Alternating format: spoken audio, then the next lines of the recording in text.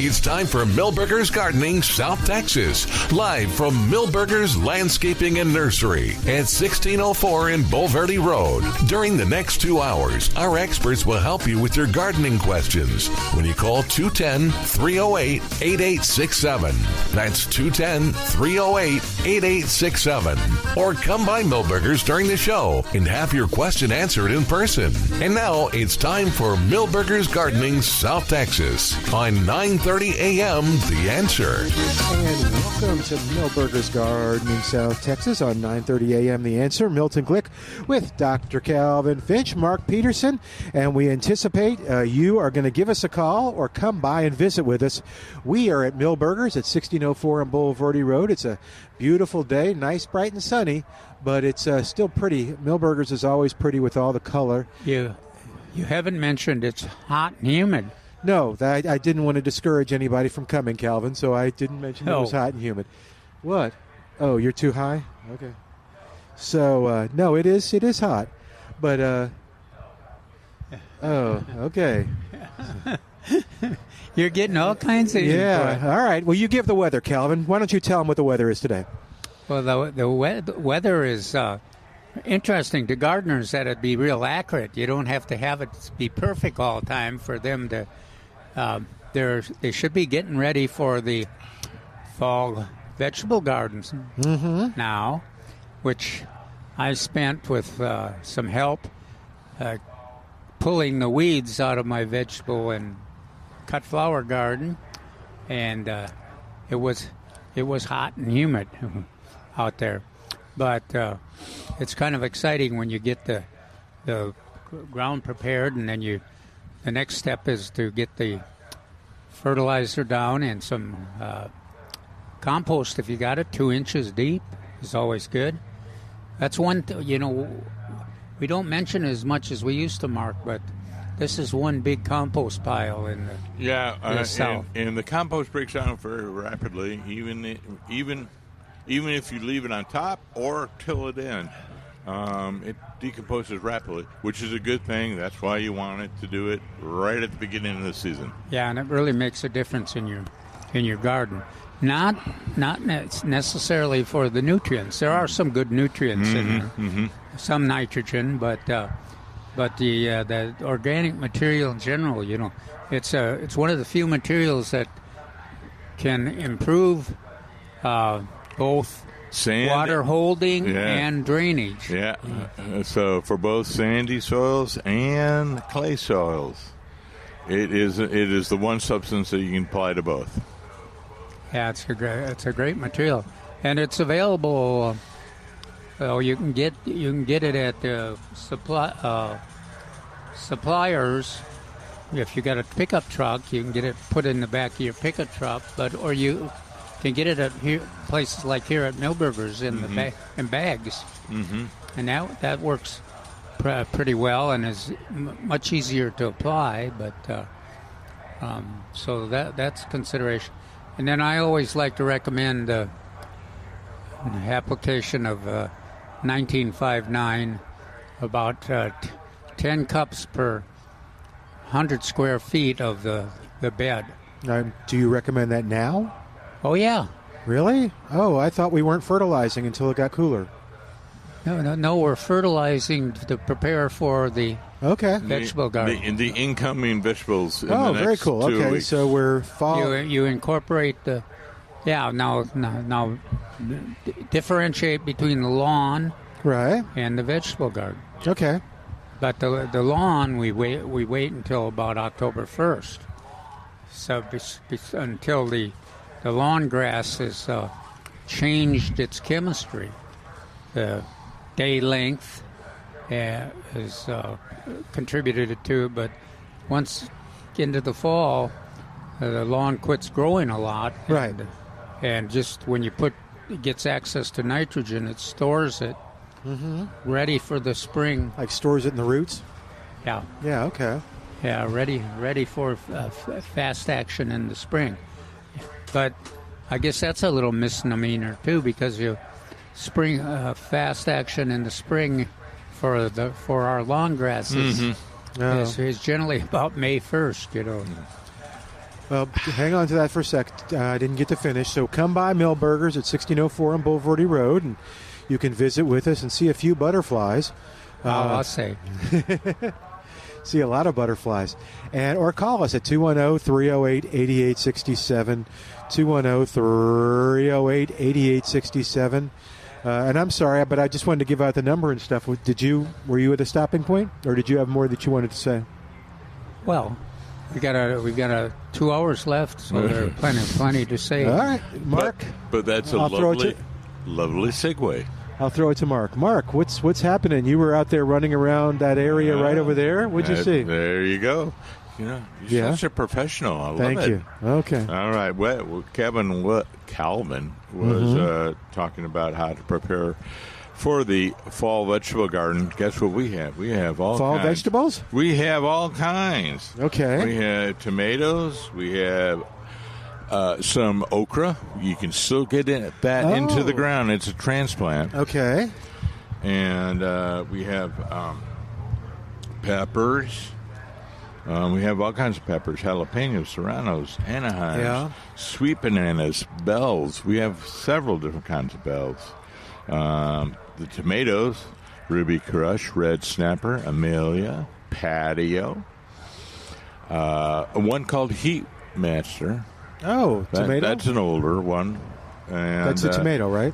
Yes, that's a tomato. Celebrity, Thunderbird, Ruby Crush, and PHN 968. Dun, dun, dun, dun, dun, dun. He spoiled your surprise. No. It's time, and he could do that. Okay. Makes better radio. Let's try it now. Ready? And bum ba dum bum bum. BHN. Oh, no, he's got to do it again. Bum ba dum bum bum. BHN 968. Yeah. Did you get some?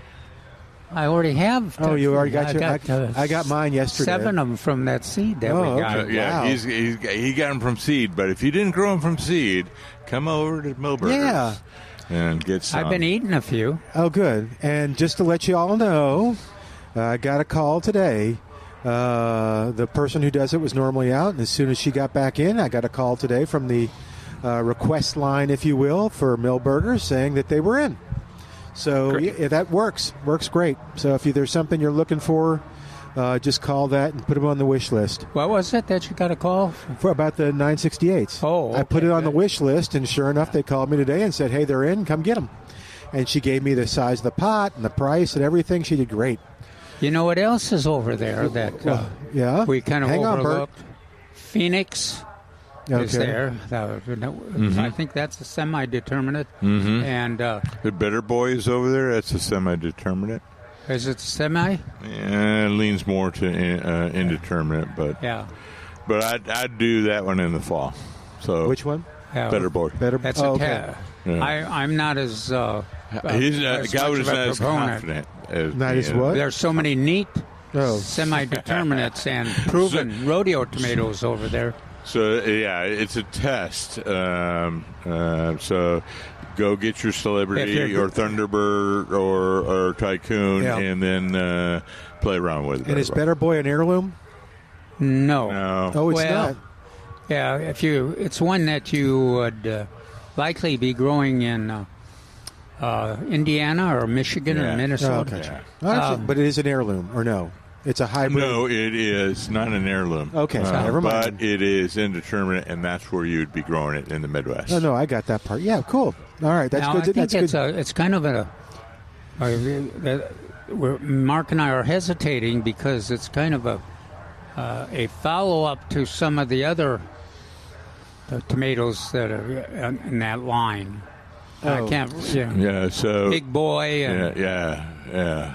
Oh, okay. Better Boy. Yeah, this is Better Boy. We got Big Boy. Oh, there's another one. There was an earlier version. There's Early Boy?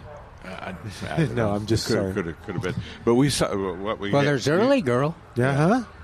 And I'm going to get you just a second real quick on those. Bert, hold on a sec. You mentioned we hadn't seen Heat Master, and these varieties are heat setters. Is that right? So the Heat Master, the Phoenix, they have the names that imply heat. It was selected for that ability, and that's important for the fall tomatoes. So have we got Heat Master? Yeah, that's what he said. Yeah, we got a flat. I wish I flat had, or two. I bought some more Well, there you go. tomatoes. I wish I had It's seen not too late. Well, you could still do it right after the show, but Just folks what I out need there, is more tomatoes. Yeah, folks out there, before Calvin gets into them, Come over. Come over before 2. Yep. But we got one. Sorry, okay. Bert. We still we have to mention we have squash. Also, it's squash season coming up, and Malabar spinach is still Yeah, out my there. Malabar's gone crazy. Oh, wow, it looked good. We saw a customer with some of it. It was like, oh, what is that big growing It's climbing plant all over the place. in the vegetable section? Wow, there it is, Malabar spinach. All right, let's see what Chalmette Burt has to say and what's going on in his world at 210-308-8867. Hey, Burt, what's happening? Hey, where you at? Where you at, Burt? We understand what that means. Yes, I do. Burt and I do. I Okay. wanted to say something about the guy that had a problem with watering his trees last week. And I thought about something that I learned with growing up. Take 5-gallon buckets of water, and I believe what I used to use was a 3/32 drill bit, and I would drill about 30 holes. And excuse me, I got the hiccups. I would drill about 30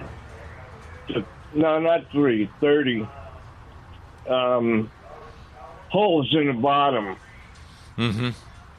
And I would put them at the drip line. But I would also put the top on it, and just put a 1/4-inch hole in the top, so it would have some irrigation. Mm-hmm. And it seemed to work fine on the pecan trees. How many the buckets did you use? The 5-gallon? Just one or multiple ones? Multiple ones. So it's used it was a leading question because I knew you put multiple ones on. Well, they got that's kind of based. There's some mechanisms that commercially they sell that. I don't remember what they call them, Mark, but there's a bunch of them. Yeah, there's some on the same principle that are bags big. The bags is the same principle on that one, but your idea has been used and used frequently.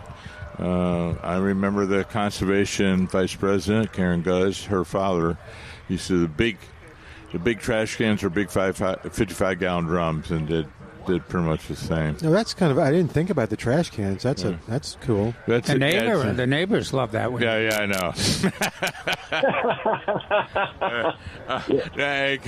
Calvin's right because it's legal under the conservation ordinance to do that, and you could do that more than once a week, like regular sprinkling. Because I know they say that you can't use a soaker hose right now.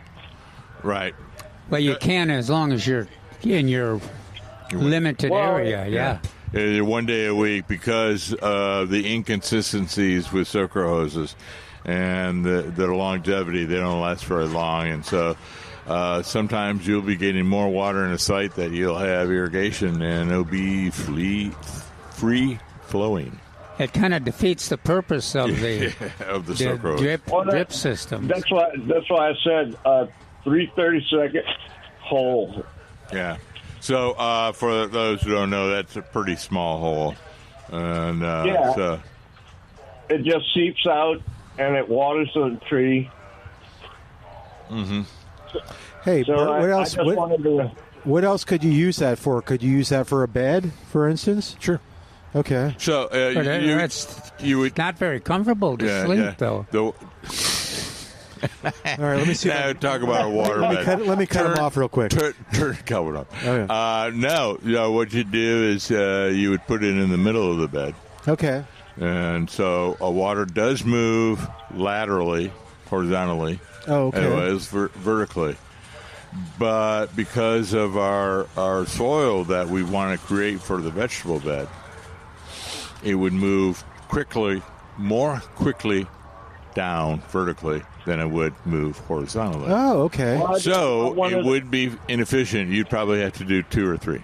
Oh, okay. Well, I would ask you. Yes. Excuse me. I told you I got the hiccups. Uh-huh. Do you all have the little clay things that you can like put a liter bottle of water in? Because I like them to put them into my when I have a container garden. I like to put the clay.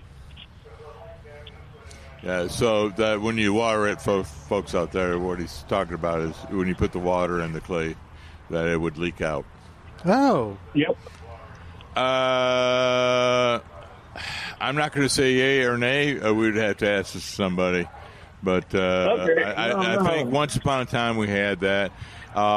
You can also use something similar, very similar. It's called an Ola. Or Ola. Yeah, that's what I was going to ask you about as well, because that's how the Spaniards did when they irrigated the land in the desert. So that's a big clay pot with an opening, smaller opening, and you sink it all the way in. Don't you, Bert? You sink it all the way in the ground, right? With just all the way the into opening. the ground. Yeah, just the opening standing, and then you'd fill that opening with water, and then it would slowly leach out of the pot. Yeah, it was not it was a terracotta pot, but it wasn't glazed, so it would leak out. Leak out Interesting. the bottom and the sides.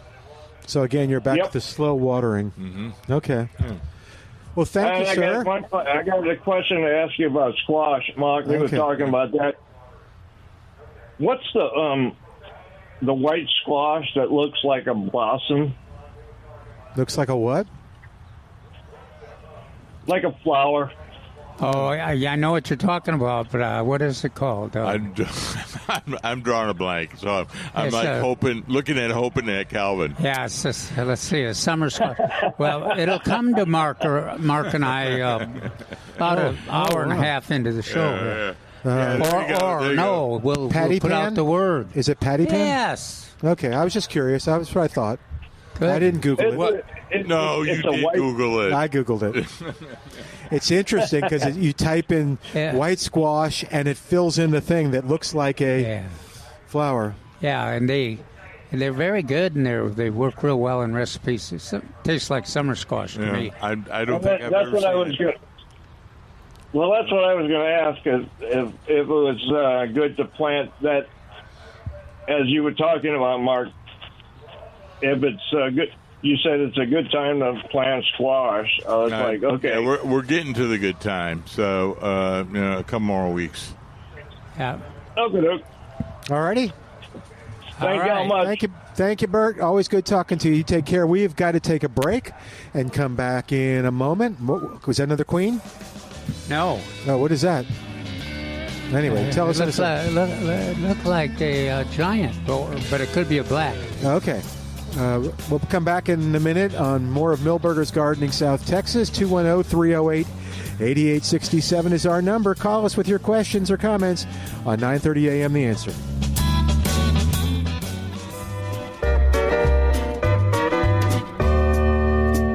And welcome back to Milberger's Gardening South Texas on 9:30 a.m. The Answer. Our phone number is 210-308-8867. And here's some advice for you. If you want delicious food to serve your family, you start off with high quality and outstanding service. And that means you go to Pruski's Market on Highway 87 between 410 and 1604. You will not be disappointed. The beef, the chicken, the sausage, everything that you get there and the meats is absolutely wonderful. I get the pork sausage, love it. I'm making little dishes with it. I made pork sausage and applesauce patties the other day. Really? Yeah. How were they? They were good. They're good, yeah. But they hard to make. I mean, no. The key, because I tried to make them before and they were horrible, it wasn't that they tasted bad; it was they fell apart. The key is getting all the moisture out of the applesauce. Oh, Yeah, wow. yeah. So that was what's that? Self-defeating? Don't you want moist, watery No, applesauce? no, because it won't hold together, I guess. Oh. But anyway, this one worked for whatever the reason. And, it's just so much fun. But it's so much fun eating great food. It's so much fun going there and asking questions. You know, if you want to do something new, or if you just want to talk about the cuts, the butcher is there. You can talk to them. Check out the different sausages. Calvin's favorite is potato. There's jalapeno. There's, what is it called, Mark? Kakushko. Okay, there we go. That's the Polish wedding sausage, right? Yeah, which is absolutely great too. So head on over there, treat yourself to good service and good food. You deserve it at Pruski's Old Fashioned Meat Market right there on Highway 87, online at pruskismeatmarket.com. And by the way, they'll deliver it to your house. Just ask them. 210-308-8867. 210-308-8867. All righty. So let's see what else is going on, gentlemen. It's the 2nd of August. It's hot. It is hot, but what should gardeners be doing? You mentioned preparing the beds. So Yeah. we've talked about like this part of the season being for planting. Well, planting. Fall is for planting. Summer's for planting. Yeah. And the water is a real. Yeah. I thought maybe when those rains started that we would escape the drought and the restrictions, but doesn't look like it. No, it's just like, oh, it's been a cool July. And I turned to someone and I said, don't say that. Al said that. Yeah. Al jinxed it. Yeah. I'm blaming him. Do we have someone to blame? Al? I think so. Oh, Yeah, good. he's the one that's. It's like the day after he sent me the text that said, "Hey, we haven't gotten over 100 yet." It was like the next day. It was starting to get over. Did the breeze I know stretch? it just came through. Well, give the weather, Yeah. Calvin. Are you talking about we got a breeze now? Oh, gosh, yeah, coming this direction. I expect a very, very hot August. Oh, okay. Yeah, unfortunately. All right. So, So given that, what yeah. should we be doing? what should we be doing for fall? So, you mentioned preparing the bed. So you're talking about mixing in compost and mixing in 1959. Yeah, and the other thing is to think about mulch. I think a lot of gardeners are, and I think Saws is generally supportive of this. A lot of gardeners are thinking maybe I'll be pretty conservative on my planting the rest of the summer and this fall. And then the other thing is mulch, so that you when you do apply water, that it goes a long way. Okay. Well, yeah, just the caveat, don't overmulch, because then all the water or all the mulch is absorbed by the water. One good, or the other way around. One good plan is to be ready if we do get. I expect we'll get a few more rains. When we do get a rain, and then if the soil gets some moisture this is in good it, news. that's when Then good time. you put a covering over the top with the Yeah. mulch. Yes, that's the way to do it. Al says, according to NOAA, there's a 30% chance of rain today. I heard this. I heard it this morning, and I did mention it just because. Just 30, or was it 30. 45? Oh, you saw 45? Oh, wow, you a couple saw 40? days ago. Yeah. Oh, that would be well, wonderful. Wishful thinking, huh? Yeah. Maybe it was 30, and you just in your mind blew it up to 45. Yeah, it says I got 30 today and 20% tonight.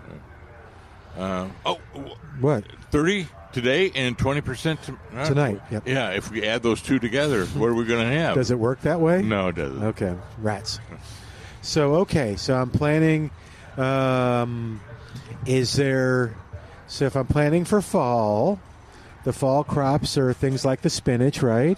Or is that winter? Oh, spinach, yeah, it's pretty much a winter. So what are the fall crops? So we're going to start with our tomatoes. Okay. And then our squash. And then in the early part of September, we're going to start doing our cole crops. Okay. So those are the mostly transplants. Yeah, transplants. Right. Spinach will wait for another month after Right. that. So we'll do spinach October. So we'll do some Brussels sprouts. Ooh. Some root crops. This is in September. This is in early part of September. Yeah. Yes. So the carrots and the radishes and rutabagas. Turnips Oh, okay. and What else? What is that? So the broccoli and Brussels sprouts and cauliflower. Wait on the cauliflower too with the broccoli. But we're going to start. That's the main thing. now though. Yeah. Why do you want to wait on the cauliflower? You like it a little later? Yeah. I bet it'll show up here pretty soon. Okay. Oh, you think? Yeah.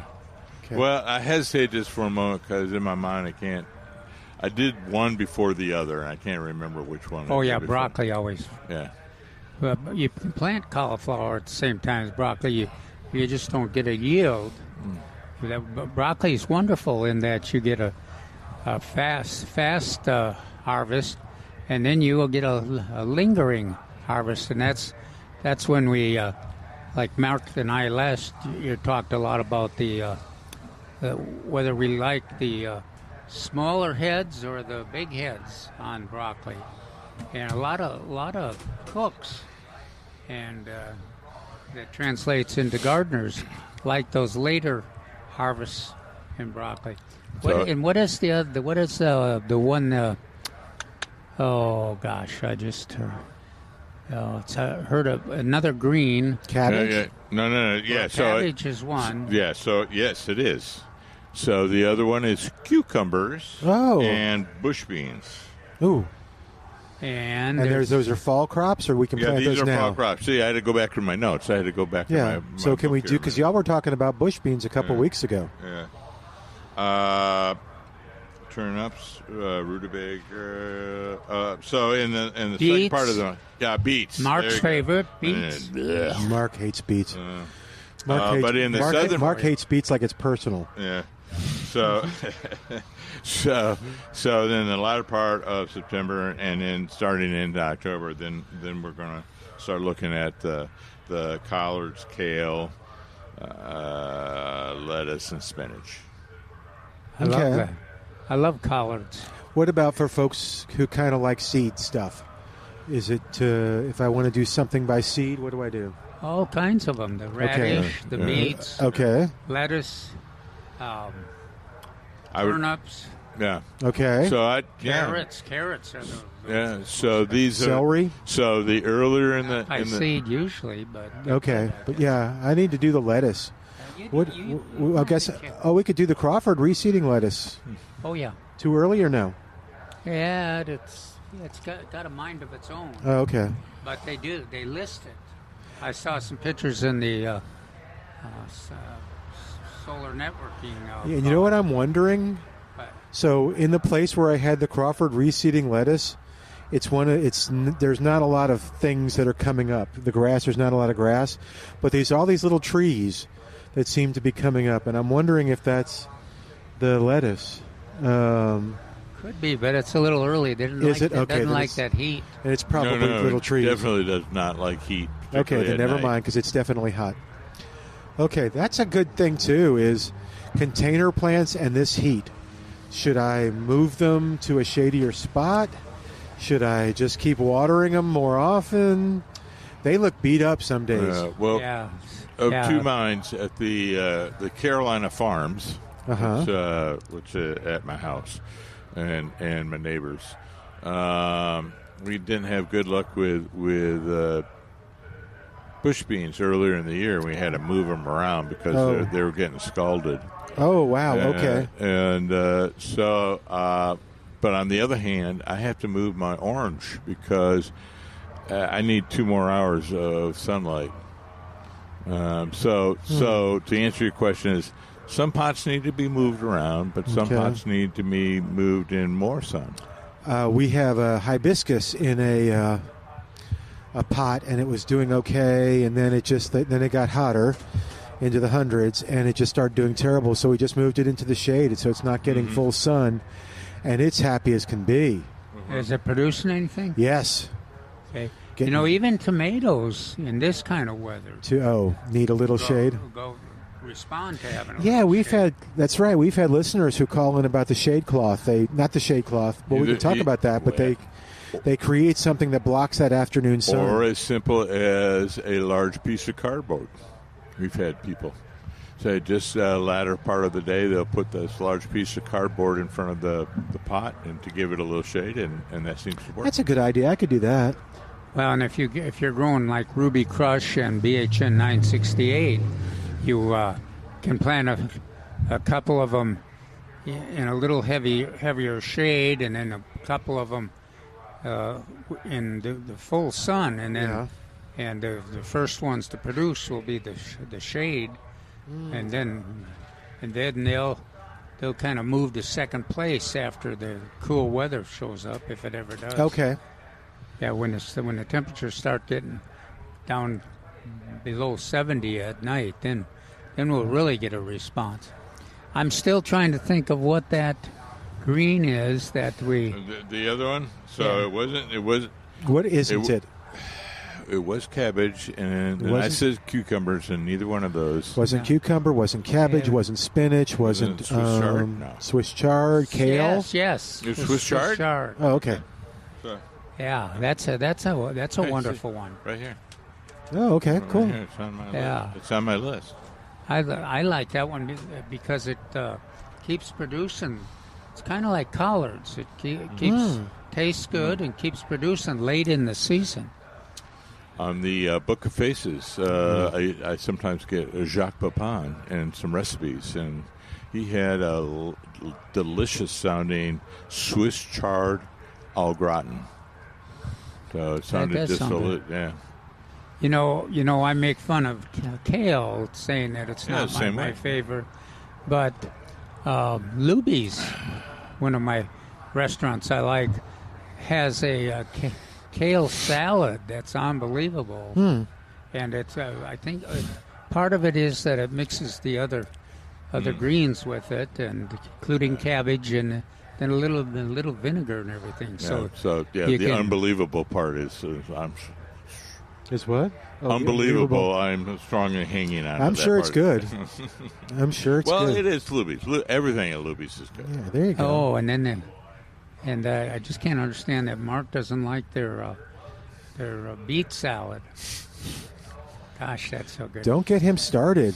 He's got like If he beet irritates issues. me. Yeah. Oh, look here, guys. Yes, I do have beet issues.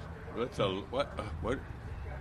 Is that Sorry. a black swallowtail? It could be, or a oh gosh, the one that goes to the vines. Oh, the passion flower, the fritillary. No, No? it's No? not the fritillary, but the other black one that's real Swallowtail? common. It's got- huh? No, black swallowtail. No, so Calvin's getting me all interested in all this. It could be a Brazilian black skipper. No, it's not. Okay. It is spice.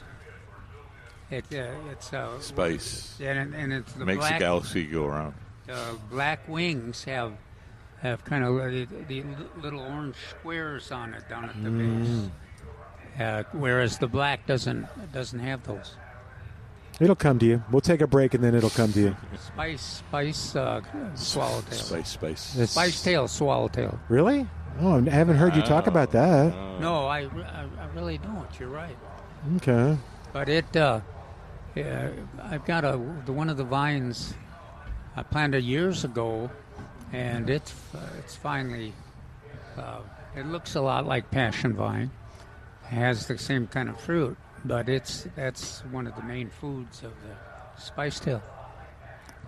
I'm sure there's a bunch of gardeners out there that's one of their primary butterflies. Well, that's a good question. Common. Okay, I'm gonna go with attracting nature to the yard after this, because the fall, I imagine, is different than the spring.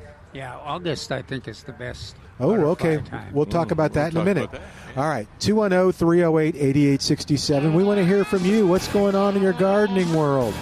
210-308-8867. What are you doing? What are you growing? What are you getting ready to grow?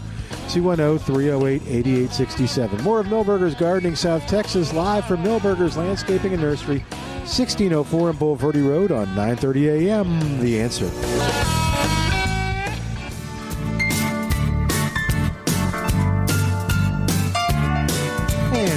to Milberger's Gardening South Texas on 9:30 a.m. The Answer. Our phone number 210-308-8867. I'm Milton Glueck along with Mark Peterson, Dr. Calvin Finch, and we encourage you to call us. It's always fun talking to you and find out what's going on. What you doing right now, what you got growing. We'll talk about some of that in a minute, but I promised we would talk about, so getting ready for fall nature. You said fall was one of our busiest seasons, right? Yeah. For nature? Now, one of the things that we haven't mentioned so far is the winter weeds. Yeah? They are going to be a problem soon, but, it's hard to even think about it as...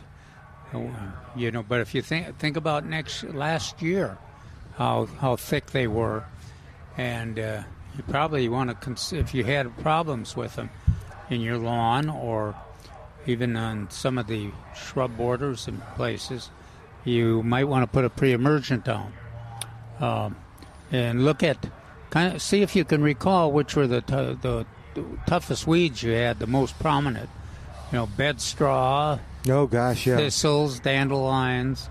I think in my column we mentioned chickweed and henbit and, what are some of the other? Dallas grass. That's in the summer. That's a perennial. Yeah. Too, so that won't. Rescue grass and... Oh, yeah. Or broomweed, or... No. What do we call it?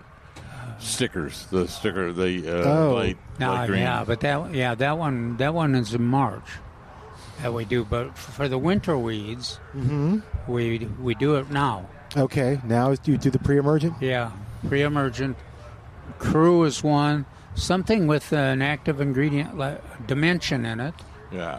Works. So I guess there's not a lot of them that are called dimension, but they do quite often have it prominent on the label. Yeah. And then barricade. Barricade. I like the Crew because it has grassy and broadleaf. One of the issues. Look at the label to make sure you're going to address the weeds that you have, but also consider your size of your lawn. One of the things about Crew is quite often it's a big package and expensive. Yeah. Some of the dimension products, smaller packages, less expensive, and do a pretty good job of controlling both broadleafs and grassy weeds. So you want to kind of think about the weeds you have and then pick one of the herbicides. Like if you came here to Milberger's, you could look at all three of those, the bags, and read the instructions. You go on the internet and look at the labels, and they'll tell you which ones they have.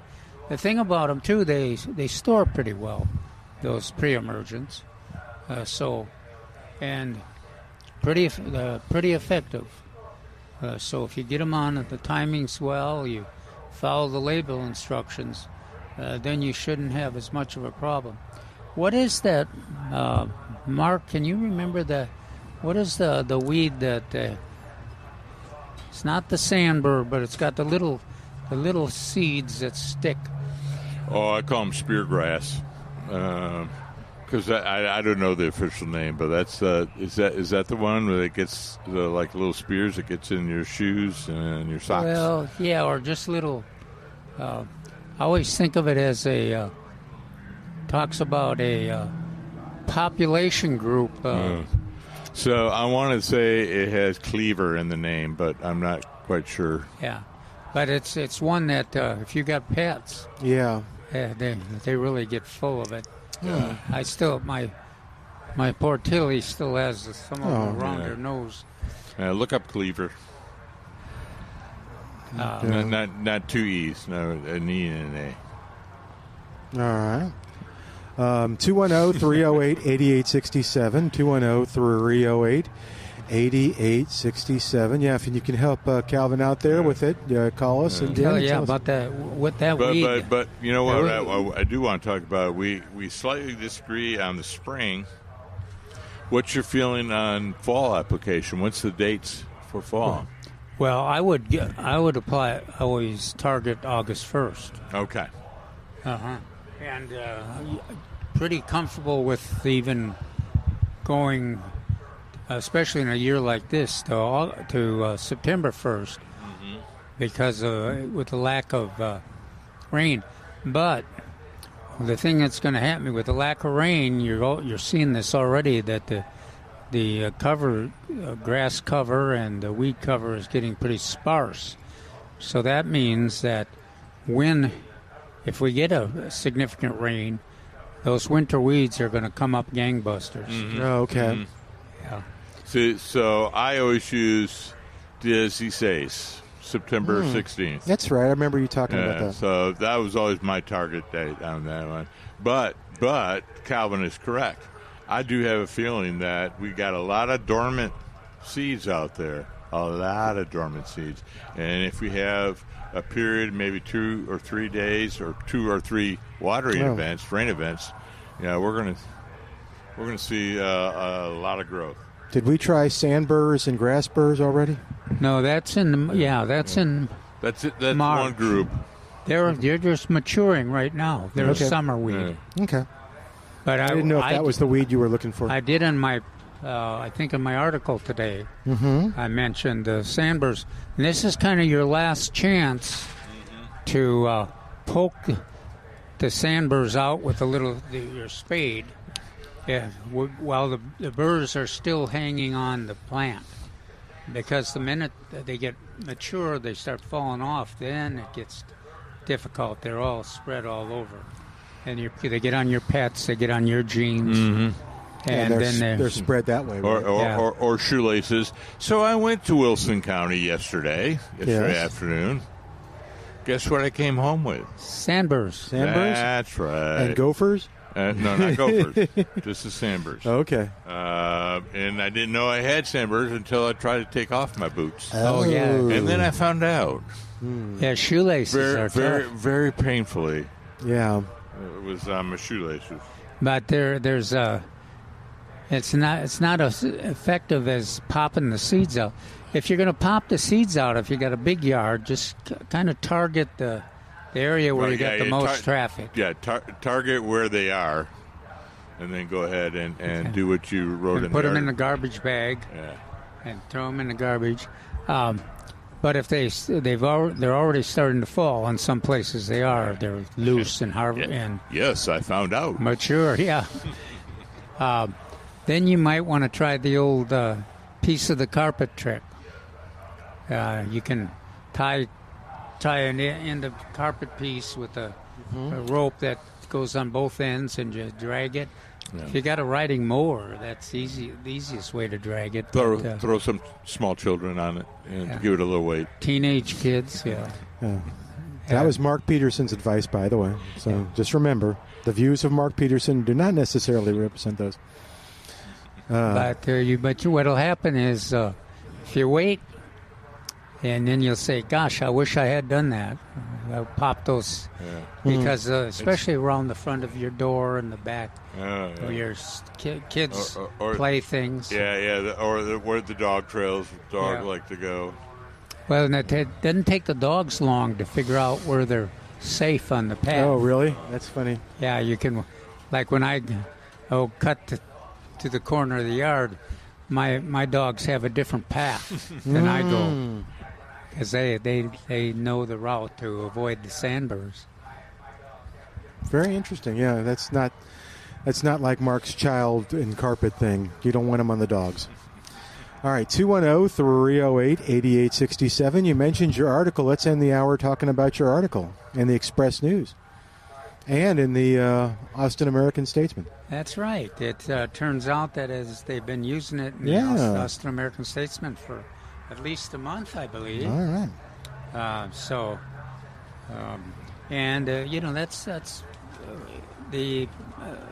That's reasonable because our climate's pretty much the same. Soil a little deeper. Yeah. They get an inch on average, an inch a year more than we do. Oh, is that right? Yeah. But again, it's a whole inch over 12 months. Okay. So watch this for super optimism, groundless optimism. Look at all the clouds now. It's really getting kind of wispy. No, those are cirrus clouds, not the rain clouds. Those are cirrus. Cirrus, okay. Not Sirius from the radio. CIRR. Those are cirrus, which always predate a rain event or a cloud formation. So first you get cirrus. Oh, good. And the next 2 days you get more and more cumulus. Okay. And then hopefully at the end of 3 to 4 days you get some rain. So I can actually find hope in that. You can find hope in that. Yes. We mentioned, do not have a hopeful look on your face. We mentioned the winter weeds in the article. There's sand burrs. Also, the article covers the fall fertilization, which so month October 1st is is our general rule of thumb. Sometimes we may go a little earlier. With a different organic product, and then go a little bit later with a different type of manufactured product. But October 1st is a good idea to start. And another issue that Mark has talked about in the past is when is the best time to irrigate, in the morning or the evening. And then when we had those big rains, we saw some fungus. I would suspect it'd be harder than heck right now to find any of that fungus because everything is dried out a bit, and the fungus kind of develops in slightly low spots, but when everything dries out, it just everything just the same color. But so what does your article say the best time to water is? Well, I'm not. Mark said my theory is the best time is when you have time and when your community restrictions allow you. Oh, okay. And then Mark brought up the fact that I think that the morning is good, but in the evening, the problem with the evening is you're more inclined to get some fungal. Oh, okay. Yeah. So the evenings are awfully hot. Yeah. Is it a function of the heat or lack of sun? Okay. Combination of both. So the plant wants it at dusk. Okay. Oh, at dusk. They've been transpiring all day, photosynthesizing, and they really want that water to rehydrate themselves. So they want it from a physiological standpoint at night. I mean, at dusk. Okay. But why not? Why not after sunset? But not after sunset. Yeah. I want the leaves to dry a little bit. Oh, okay. So to prevent the fungal issues at night. Gotcha. But we also have wind, and wind can cause evaporation if you're using an in-ground system, or even a sprinkler. You'll have some wind issues. So the authorities generally agree that you minimize both fungal issues and evaporation issues at dawn. At dawn, okay. At dawn. Not at 3 o'clock in the morning, not at 4 o'clock in the morning, not at 5 o'clock in the morning, but sometime after that. Okay. That's why stage 3 is now 5 to 10. I am doing hand watering at 3 in the morning when I wake up. Anytime. No, you're not. Yes, I am. No, you're not. Yes, I am. No, you're not. Nope, I am. I don't know why I keep waking up at 3 in the morning, but I do. And so it's like I'll go water. I know, it's sad. Please send your Benadryl and other to Milton so he can sleep through the night. I'd like to. I think we may be getting a question from the crowd here. Oh, good. Maybe we are. But we only have a couple minutes. Can we? Can you hold on through till we get through with the news, sir? Can you hold on till we get through with the news and we'll ask it on the air? Okay, good. Well, listen, we're going to get ready to take a break, and then this nice gentleman will come on the air after the news and with his question and his pictures. He's got a bag of stuff there. It'll be very interesting. But our number is 210-308-8867, 210-308-8867. Calvin will finish talking about his article, too. And hopefully Calvin will talk about bringing nature to your yard in the fall and how you do it. So 210-308-8867, or like this nice gentleman, you come to Millburgers and talk to us in person on 9:30 a.m., The Answer.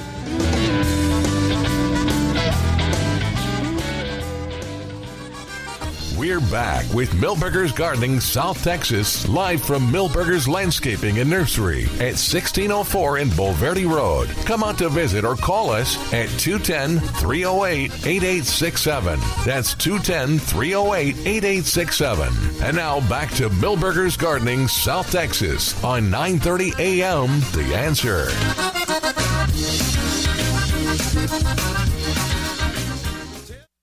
And welcome back to Millburgers Gardening South Texas on 9:30 a.m. The Answer. Well, Calvin answered the man's question off the air, so he is walking away with more great information, and we appreciate that. Calvin, you want to talk about what you talked about? What was he showing you? Calvin? Huh? What was he showing you? Because we can't ask him on the air. You answered his question. Interesting, showing us a bed of vinca. Mm-hmm. And one part of the bed was seemed to have aerial phytophthora, and the other part of the bed didn't. So we, after the discussion, he got the plants from different sources, and came to the conclusion that the part that was not showing the aerial phytophthora symptoms was cora. Oh. Which we recommend. That's the one you grow, and the other one was an old selection that was susceptible to aerial phytophthora, and every gardener that's ever grown vinca has experienced that. The cora you want if you can find cora, you want to use cora because it can tolerate that disease. It doesn't show the symptoms.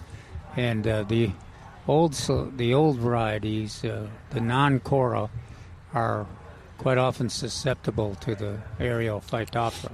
Almost immediately. Milton? What were the symptoms that people? His leaves were all crinkled up. They all were folding on them. Miniature. What? Melting like the Wicked Witch of the West? Yeah, kind of that's kind of curling up and dying. Yeah, it just looked bad. Now you're very good at remembering this. Oh, I am? Yes, you are. I forget. You'll suddenly remember when I explain it to you. Okay. There's Cora, and there is another one, an acronym. Oh, yeah, it was right.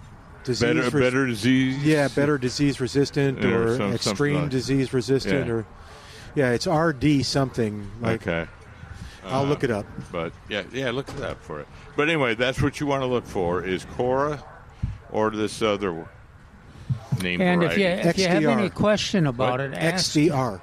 Ask your your retail nursery to make sure that this is a variety that is not susceptible to aerial phytophthora. Now, none of them are invincible.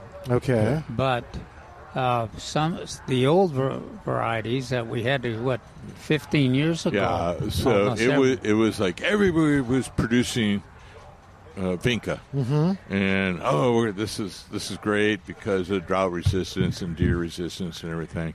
And then after production, all of a sudden we realized that they're all dying very rapidly. If you've got any water. Like if you sprinkled water got on the surface. Rain. Right. Yeah. Rain. Of course, we wouldn't have too much trouble with that lately. We haven't gotten a lot of rain, but even that 4 inches or 5 inches of rain that we got, was it in June? Sure. Yeah. That if you had non-cora or non-resistant selections, that could have caused the aerial phytophthora too. Well, I know y'all, way back when, before we got the Cora series, y'all would talk about, okay, This is the best way to water, and don't water over the top. Water at the and wait to plant them until August. That was the other one I was going to mention. Don't plant them until this time. Yep. Basically hot and dry. Yeah, so when we get less rain. Well, good. I'm glad we were able to help him. So we can help you, too. He's now talking to Mary, and I think they're going to maybe get some more Vincas. No, that's not Mary. 210-3. It's Jody. 210-308-8867. 210-308-8867, the number to call. Or come on by Milberger's and talk to us and tell us what's going on. Marty, we want to talk to you, man. It's been a long time since we were talking about peppers. I thought of you.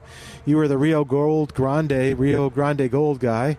But I want to know what you're doing. If you got seeds from that and you made it work, or if you got another pepper that you've moved on to. So, Marty, call us at 210-308-8867. I'm going to start harvesting my seeds soon.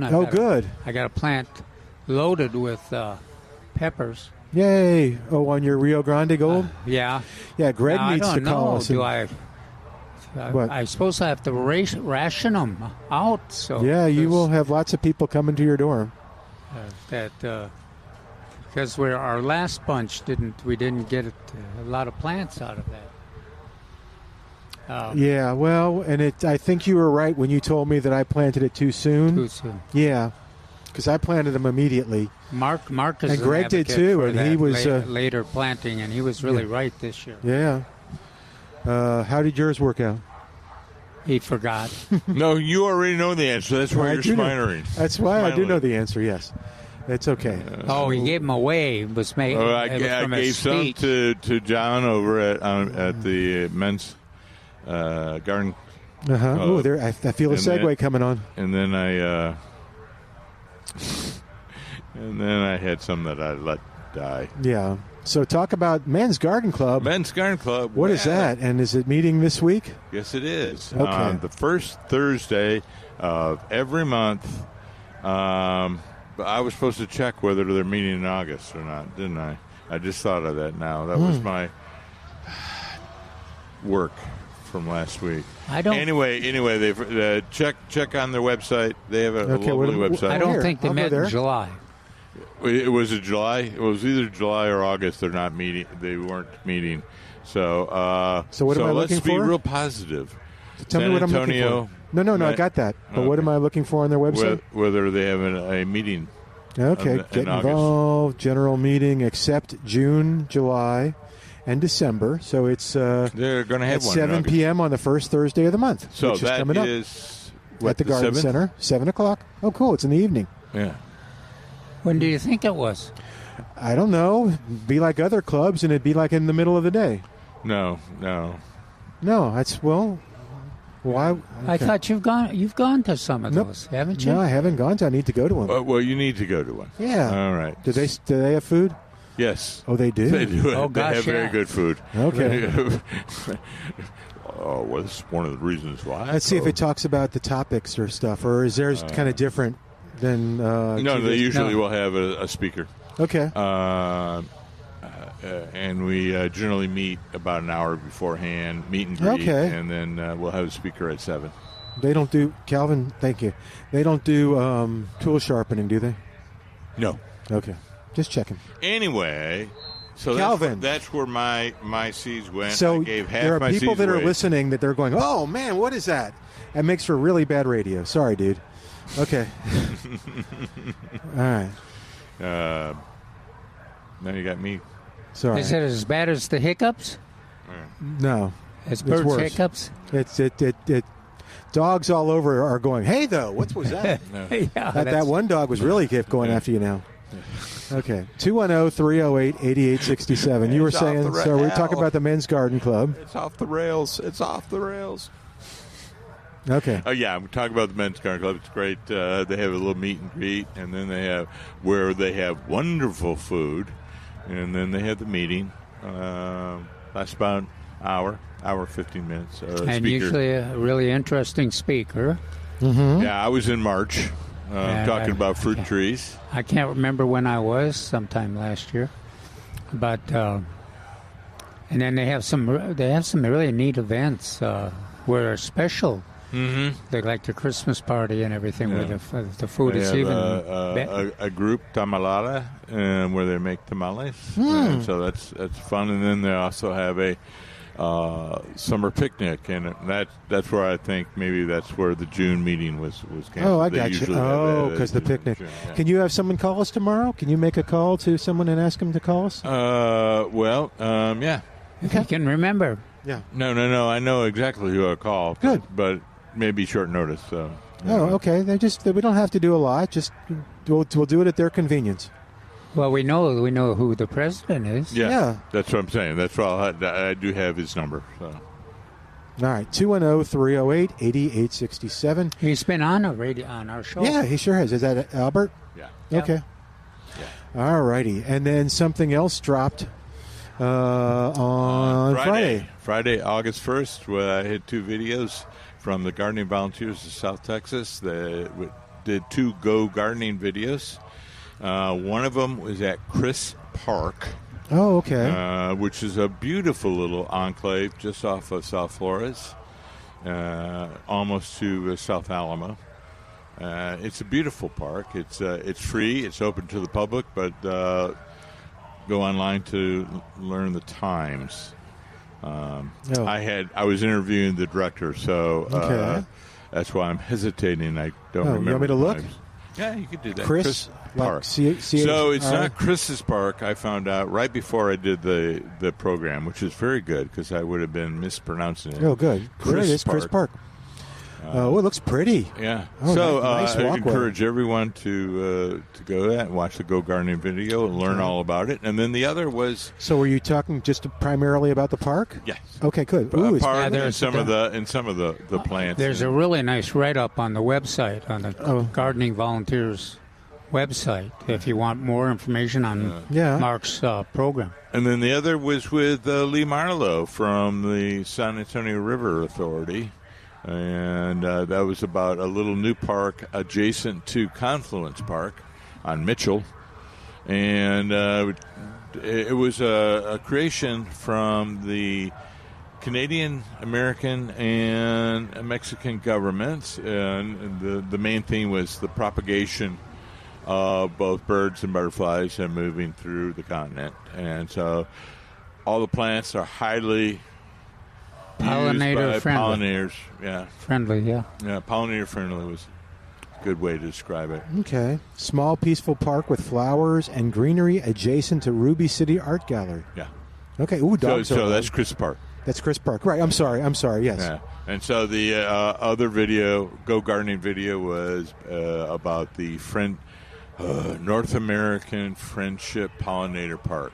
Oh, that's I think I have that name. Where is that? That's adjacent to Confluence Park. Oh, yeah. And You were talking about going Confluence Park Confluence. is on Mitchell Avenue on the near south side. I want to go to that. That sounded good. You made that sound good. Oh, it's beautiful. I go there to review all my native grasses. They have a lovely display of all the native grasses that would occur in this area, both riparian and upland. And so I have to go and look and review all my grasses. So where do I find this video? This is on the gardeningvolunteers.org. I think they shorten it from Gardening Volunteers South Texas. No, the website. Yeah, the website now. So if gardeningvolunteers.org. Gardeningvolunteers.org. The website, the home site will come up, and then you scroll down and look for Go Gardening videos.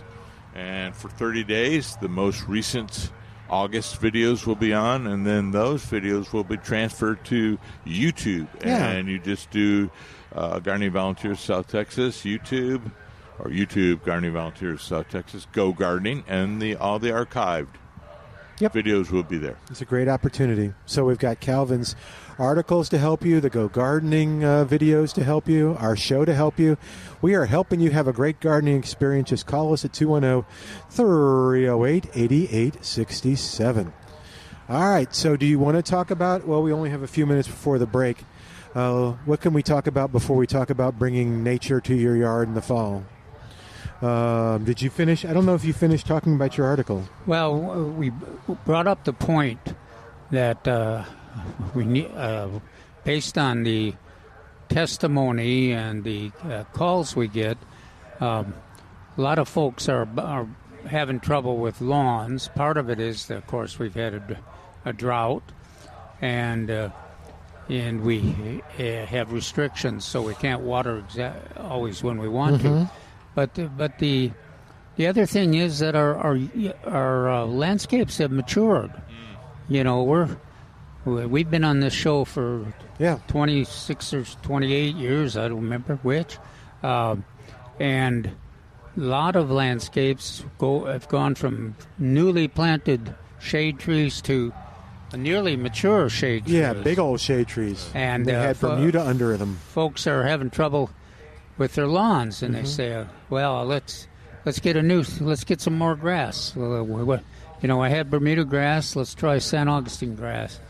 Well, the point made in the article is that if you don't have 6 hours plus sun, it doesn't matter which of our recommended grasses you use. It's not going to be a successful long-term lawn because they need at least 6 hours. Some horticulturists say 8 hours, but zoysia grass a little less sun than Bermuda, but Bermuda needs full sun, and then San Augustine grass has got the most tolerance. But if you don't, you know, the shade, the shade, I think, is more important than a perfect lawn. You know, we don't need a golf course grass on our lawns, but we certainly need some shade.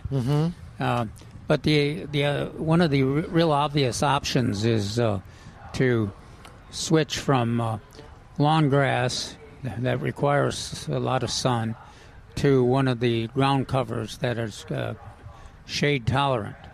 And of course, there's some real obvious ones: Asian jasmine, dwarf ruellia, monkey grass. Yeah, monkey grass or mondo grass, a.k.a. mondo grass, and the larger version, the liriope. That's right. And a lot of liriope. And one of the neat things is you can mix them. Plant them. I got a message from Al. Okay. So you've got that option. You're not sacrificing a lot in terms of original landscape, attractive landscape. You are gaining less maintenance requirement and less water requirement.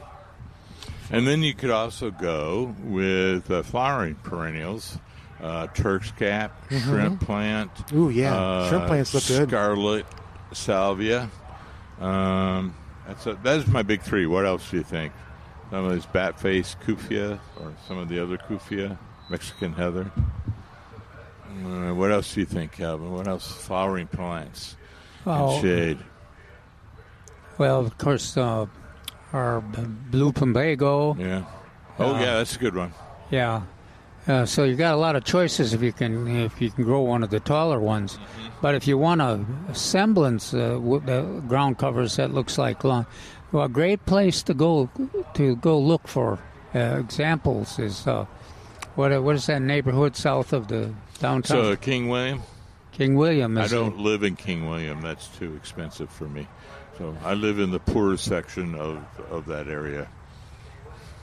Okay. So should we moan and groan? Or? No. I'm just making a comment on that. So, yes. So look in Lavaca neighborhood, Southtown, King William in particular, because they got the big pecan trees. Yeah. And you'll see some great yards and some innovative ideas. That's right.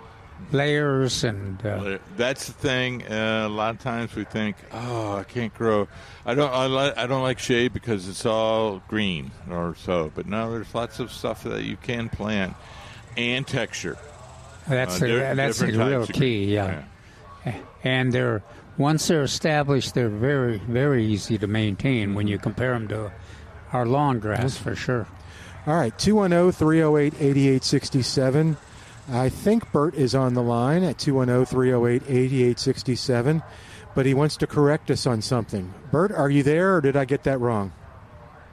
No, You're there, yeah, okay. Good. Yes, I missed last Sunday's show, so to speak, because I was busy, and then I listened back online, and there was another caller that said he called me Minnesota bird. Yeah, I think it was somebody here that called you Minnesota bird. Yeah, it was you. No, Yeah, did I it was you. accidentally do it? It was me then. I'm sorry. No. And then but I was when you corrected.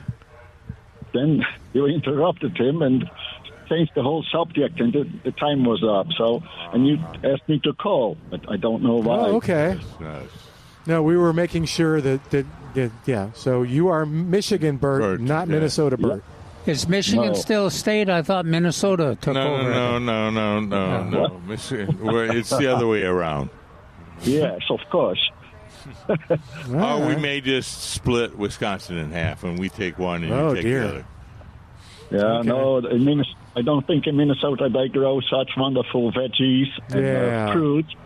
That comes from the Dutch. Oh, yeah, no, Michigan is I was eating some wonderful cherries, and that's the first thing that came to mind was I bet these are from Michigan. Well, Michigan Bert, I stand corrected. I'm so sorry if I insulted you by calling you Minnesota Bert. But, what else is going on in your world? How's the weather? 75 degrees and sunny. Oh, jeez. Really? So are you you didn't get all that rain that they did up there in Minnesota? No, we didn't. We have had some rain, just enough, but not terrible. Okay. Well, Bert, can I go to break, or did you have something gardening? Well, that you wanted to discuss? Oh, let's see. To dehydrate your apples, just put them in the oven on very low, on a drying rack or so. Which one am I dehydrating? Apples. Oh, the apples. Okay, I'm making for your sausage. Oh, for the sausage. Oh. Oh, you suggest I dehydrate them first? Yeah. Rather than do the applesauce? Yes, just apple slices. How thick would I say? Okay. A quarter of. That sounds better. Okay, email me that, Bert, because I got to take a break. So, okay. Would you email me? He's licking his chops I know. already. Okay, I will. Thank you, Bert. Bye. We'll talk to you later. Bye, Bert. I'll tell you tomorrow. Yeah, bye-bye. All right, Sylvia, I'm going to download your picture, but then we'll talk to you right after this on 210-308-8867. Oh, hey, I know this lady. Back in a moment on 9:30 a.m. The Answer.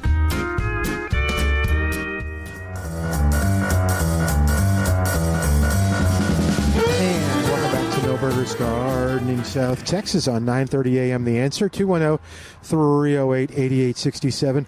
It was my mistake. Sylvia is not on the line. This is Parker's mom, though. Oh, okay. Okay, say hi to Parker for us. Hold on, I'll do that. Woof, woof, woof, woof, woof, woof, woof, woof. Woof. Okay, can you please share these two pictures with Mark and Calvin? Yeah, is Ed disgusted with my sense of humor? He sort of walked away and went in with his head down going, oh, man. Okay. This is our native live oak in the front yard. A few of the limbs have suddenly turned brown with no leaf drop. What might be causing this? Squirrels? We have at least 5 limbs doing this. It started doing this in the last 2 to 3 weeks. Yeah. And you've got the pictures. Yeah, so can't get up very close, but the damage is one where it's we see this a lot, but with these individual branches. If they are 12 to 18 inches, they may be a twig girdler. Okay. But when they're bigger like this, we usually say squirrels. They're trying to get some moisture. Oh, okay. Out of the tree, and they'll girdle all the way around. What would we see if it was oak wilt? The entire tree would be a kind of have a yellowish orange look to it, and the leaves would be falling off. A large number every day. And then and that's when we'd see the color on the veins too, right? Yeah. So if you look at the tree, all the leaves would be a yellow or orange veination, and then that when we look at it, we'd just kind of see that broad yellow, broad orange look, and then that'd be on all the leaves, and then they would be falling onto the ground, and we could see the same pattern. on those leaves. Yeah, we haven't. We used when we had those a lot of breakouts of the oak wilt. That was kind of a common Well, it was one of the things we had to look for was comparing it to lightning strikes. Yes. Oh, okay. World famous. There was one individual here in town that discovered it in Texas. It was reported in the literature in South Carolina, but one man, only one man, found it here in Hollywood Park. Who could that be, Calvin? Who could this one man? Did he get written up? Did Dave Apple? Did he what? Write me up in the literature as saying Mark Peterson discovered this in Texas? No. Oh man, that just hurts. I know it does. Anyway, I get to say it anytime it comes up. Okay. That a live oak that's been struck by lightning will produce leaves or symptomatic leaves of oak wilt, but it's not oak wilt. Okay. But it's tough to make that determination right quick. You want to. Yeah. So the thing was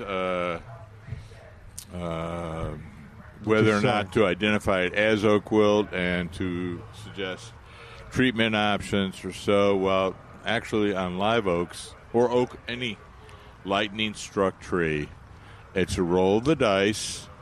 Not a lot we can do, and we just kind of have to wait. It's not likely to live. Yeah, well, that's it. Mark is more optimistic than I am. I give it a 50-50 chance.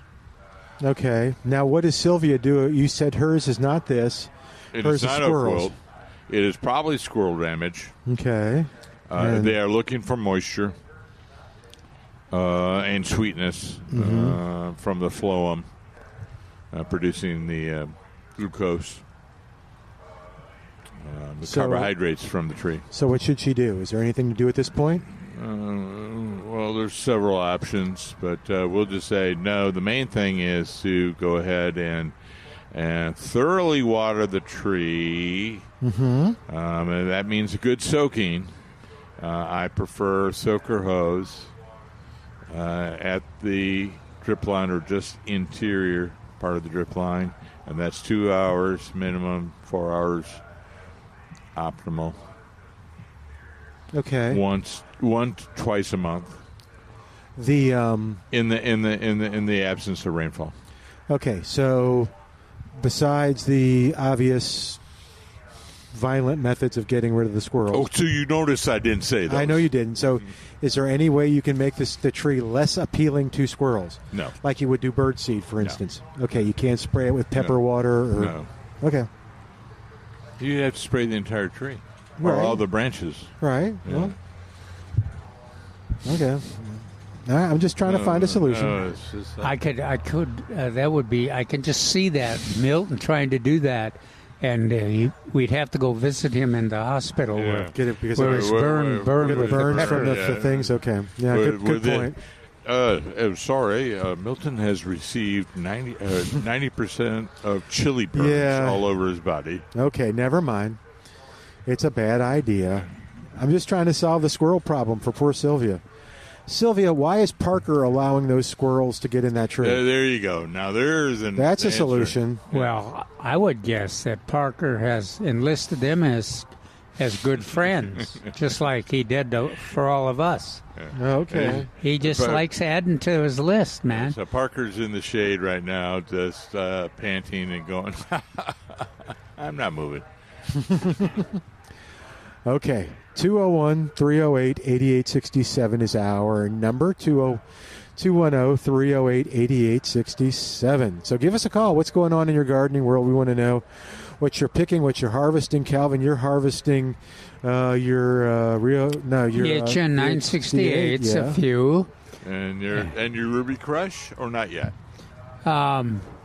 I've already harvested them, most of them. I'm replanting, Okay, replanted, okay. And let's see, what else? The figs are done. But gosh, we had a surprisingly good crop. Oh, okay, they're done. we sort of determined that those were everbearing, right? Oh, no, Celeste. Yeah, we decided those were all Celeste. Yeah. Because of The their honey taste. slightly honey taste, yes. And you said there's two types of figs, honey-type tasting figs and sugar? On the internet, I went and did some research and some broad categorization. They had the sugar-tasting ones and the honey-tasting ones of the figs.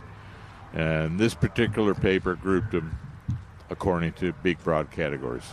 Okay. So is it what has caused the figs to stop? Is it the heat? What is they? Because don't they depends produce on in the fall? Depends on the variety. Oh, okay. Yeah, and they've been challenged by the weather we've had. Yeah, I wondered about that. Yeah, and the freezes. And now I've got I've started on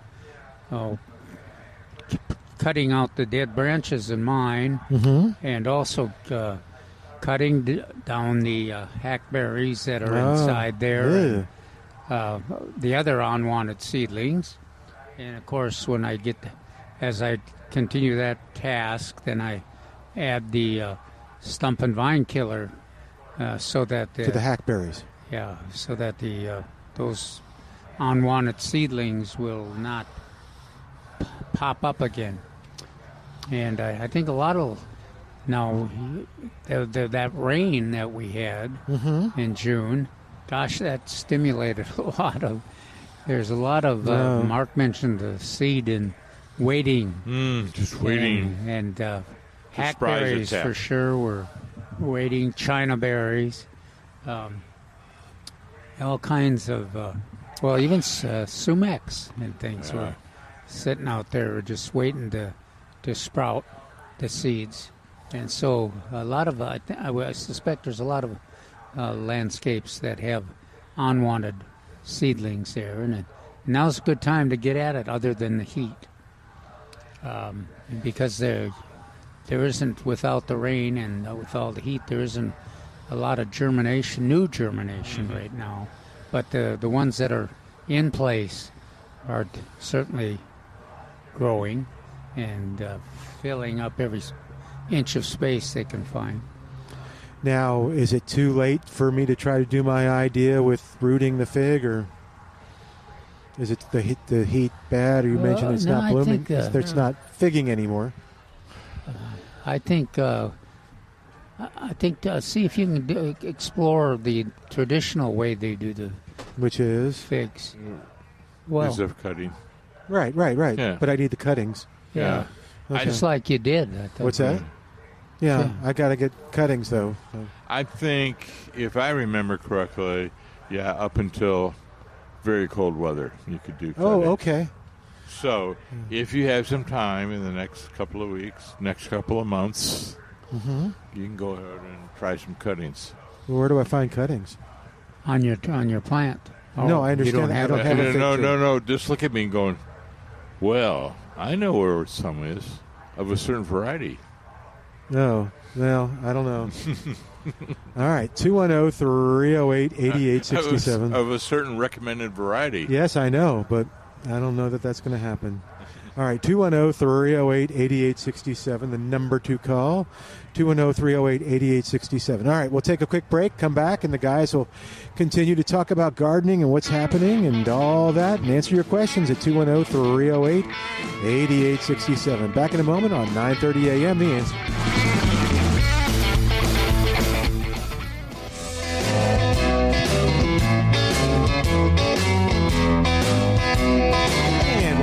Milberger's Gardening, South Texas on 9:30 a.m. The Answer, 210-308-8867, 210-308-8867. Well, Calvin, did you want to talk about bringing nature to your yard and the things that you can, like, what butterflies could you attract in the fall? I don't think you want to attract monarchs in the fall, right? In the fall? Yeah. Oh, yeah, the migrating. Oh, they're migrating back? Oh, gosh, yes. Oh, okay, I'm sorry. Well, you go ahead and explain it. Okay, well, the article that'll be in the Express News and the Austin Statesman next Saturday is a butterfly report, and the main star of that is the queen butterfly. I called it a cousin of the monarch, and it will only lay its eggs on milkweed, and the monarchs have migrated north, most of them. The queens are residents here, and they kind of stay here. They might move a little bit in a year, but they're out there eating the tropical milkweed and the other green and showy and whatever is available. Other than there's a couple they haven't. It surprised me. I bring it up in the article that they're not eating, but the monarchs we expect the monarchs to be back in September, and they'll be. They have the potential to lay eggs in the fall too. That's one of the big discussions, and I'm sure Monica will have some good opinions on that. Do we want them to lay eggs in the fall here in the Central Texas area, South Texas area, or do we want them just to fill up with nectar and move into the wintering area in Mexico? And I think we want them to lay eggs here, as long as they're here early enough that they don't get caught up in the bad weather. Now, just a reminder, a lot of people that have an affection for monarchs don't like to get reminded of this, is that when they lay their eggs, they die. The parents die. And so that generation has to hatch, and it takes 30 days to mature before they can fly off to the next location. So that's always the big question. And will our milkweeds be ready for them in the fall? A lot of our natives will not have much foliage, but of course the tropical will be full of foliage, and there'll be some others that will be available if the monarchs come through. So what else besides monarchs does the fall bring? Oh, well, a lot of them are here right now. The queens. Okay. And then the fritillaries. All right. And what do I want for those? You want the passion vine. Oh, okay. And then you want, for the queens, you want the milkweeds. Don't forget our dill and. The dill. The dill is the swallowtail. It's black swallowtail. A hop tree, a native plant, but dill, fennel, and then parsley. Then, of course, another one of our favorites is the giant swallowtail. Right. And that likes. That's like all citrus. Citrus. And the thing about that is, in the article we emphasize this, they're not like the black swallowtails. They don't devour every inch of your herbs.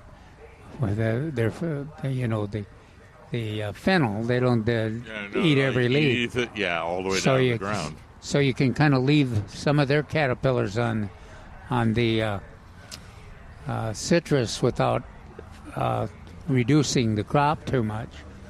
And of course, the distinctive thing about the giant swallowtail, do you remember what it is, Milton? The caterpillar. We usually get quite a few calls on it. We haven't got much is it the citrus, the bird poop? Moving bird poop? Bird poop. Now I noticed when we started our classes like 3 or 4 years ago, it was always everybody was all fascinated and excited and smiley. Now most people have gotten familiar with that giant swallowtail. And then the other one that Mark had checked out was that's similar to the giant swallowtail is the tiger. Yeah. Mm-hmm. And now the tiger swallowtail, got a different pattern on the wings, but it's basically big and golden. But it'll lay its eggs almost anywhere. On a lot of native trees and shrubs. Including hackberries. Okay. And then, speaking of hackberry, the beloved snout-nose butterfly. Now, okay, I you didn't share that? No, but I was going to say, what else besides butterflies does the fall bring? Is there any bird species? Oh, gosh, yeah. Okay, well, I don't know. I'm asking. Yeah, the bird migration. Yeah. It's the big one that we usually think of with the landscape is the hummingbirds. Okay. That's right. That's the good one. That's why we try to get those firebush in place. Mm-hmm. And they're the same. They like a lot of the same nectar sources that the butterflies. Okay. Yeah. And so we can expect, well, at very least, the black chin, and there will be a rotating population, and the rufous. I haven't seen any rufous in a couple of years, but I know some of the gardeners that listen to the show have. They've reported the rufous hummingbirds. They're the little feisty little things that can be pretty dominant. Yeah. And then the one that's most common east of the I-35 all the way out to the East Coast. East Coast is the ruby-throated. Yeah. Okay. Yeah, so those three at least. All right. Hey, you want a lovely segue? Sure. Hey, as a general rule, hummingbirds like trumpet-shaped plants. Oh, okay. Right? And guess what's on sale? What? Esperanza. Oh, that's a nice trumpet-shaped plant. Yeah. And every salvia they like. Yeah. Well, Kevin mentioned, I think one of their favorite ones is firebush. Oh, and the other, what is the blue-flowered ones? They really like that one, too. So do the butterflies. It's blooming now. Finally, it's a subtropical. Starts with the C, I believe. Mm. Do we have it here? We had it. Oh, okay. Yeah. Well, that's a lot of anything, but that's just a general rule. It's trumpet shape, butterflies like umbrella shape, hummingbirds like trumpet shape or closed umbrella shape. Okay. Well, and then there's some new ones to plant that we've talked about in the past, and then one of the articles talked about fall asters. They're not trumpet shaped, but the butterflies like them. Butterflies, because they have that rounded top. Mm. And that vine mark that you were had described. Oh, described in a book. Yeah, is passion flower, and they have all different colors. Not passion. Not passion vine. I was thinking of the one that is kind of just started to bloom now. It's one of the. Oh, Datura? No trumpet. Gosh, it was. We just spent a lot of time talking about it. I can't remember from 2 hours ago. What about the one that smells like licorice? Do you remember that one? It's Mexican mint marigold. Okay, that's another one. That I wonder if we have that. That's another fall one. Yeah. And yes, we do. We have it currently on the herb table, but we have a whole flat of Mexican mint marigold. And fall aster, the deer will eat, but Mexican mint marigold, the deer don't eat. Yeah. And so Copper Canyon daisy, Mexican mint marigold. I happen to like the Mexican mint marigold. I really like those too, but I like both plants. But they're great. They're fall blooming, and then another one that you can actually start by seed is liatris. Yeah, okay. They have it. It's Blazing Star is a common name. I think I've heard that. That's in the fall. That's one where all our wildflowers are pretty much petering out. That one starts going up. That's kind of cool. Yeah. Calvin, just out of curiosity, okay, you mentioned hummingbirds. Any other birds that are going to be coming through, migrating? I mean, San Antonio is is kind of in a good place for migration and bird watching and stuff. Oh, Is yeah. there anything else that comes through that we, Well, I like the purple martins don't? Any do I they? think we'll get the tanagers and the orioles. Okay. And, we'll get some of the finches. Oh, yeah, we haven't talked about the finches. Yeah, we'll get them. They're not, quite often they're not as showy in the fall as they were Oh. in the spring. But because a lot of them are the young birds. And the purple martins we talked about, them, Yeah. they have assembled. We got Cappy, one of the staff members here. You'll have to ask her tomorrow where that picture was taken. Did she tell you? Yeah, one of the HEBs. Oh, one of the HE. We'll have to find out which parking one. lots. Yeah, But are they gone by now? they probably are, but not Okay. not necessarily. They could be if they haven't gone yet, they'll be going soon. They migrate south to the Amazon. Oh, And okay. it was just amazing. 'cause Yeah, they that's what you would- swooping up and down. Yeah. And then especially when you thought of it as the HEB parking lot, you Mm-hmm. know. But a lot of places like by streams or small ponds and lakes they'll assemble. So No, okay, that makes sense. Yeah. It does for the water or for the insects? both. Yeah. Okay. That's where the insects are especially in the fall. And it just I think they must leave little notes to or get maybe it's an instinct with the new. We never quite know how they find the new young find the place to assemble. You know, meet all your new friends here, and we'll head south to the Amazon. You know, so it's great. That's hopefully next spring we'll spend some time more time on the purple martins and get. Oh, good. Okay. Yeah, if we could get some, of course, we could get some rain, it would help us. All right. 210-308-8867. Got just about 3 minutes. Anything you want to bring up? No, that there are a lot of specials going on. Oh, yeah, there really are. Some good stuff. So if I can maybe mention some of my favorites. Mention some what? Some of my favorites. Okay. That are on sale. All right. Lantanas. Talking about It's a good deal on butterfly lantanas. magnet. We have some number ones. Number one containers that are on sale. Lantanas. All lantanas looks like. All different kinds. And then Texas sage. One of the Mark's requirements for the garden. Texas sage or cenizo. They'll have 10% off on all prices. Yep. Gotta like that Texas sage. Just mention those two because those are two of my favorites. And I did see some blooming. So And let's the hope it's right. roses, I bought the roses are 25% Yes. off. I bought another. But you said you couldn't. You told me earlier today that you couldn't find one of our favorites.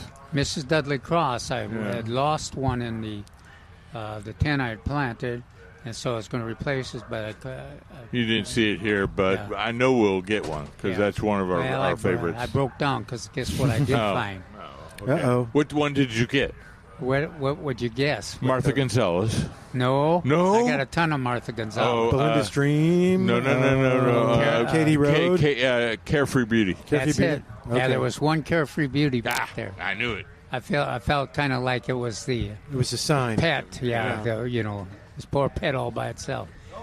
There's one plant back there that looked to me like Mrs. Dudley Cross, but it hadn't. They're all on sale for 25% off, and it did not have a label on it. So I was debated about, and then one of the staff people said their guess was that it was another variety, and so I said, well, now that you may, I don't want to take a chance now, but I got the to that Carefree Beauty, which is a wonderful one. It's got the big pink flowers, and it also produces the seed, the tea that you can make tea out of. Yeah. So the hips. Oh, the rose hips. Yeah. Rose hip tea. So these are all ones that are favorites, but they're all the old-fashioned, antique, earthwise. All right. We have got to say goodbye for today. Thanks to Mark and Calvin doing a great job. Thanks to Al for helping out and getting everybody on the air. I'm Milton Glick. Thanks to you for listening. See you tomorrow on 9:30 a.m. The Answer.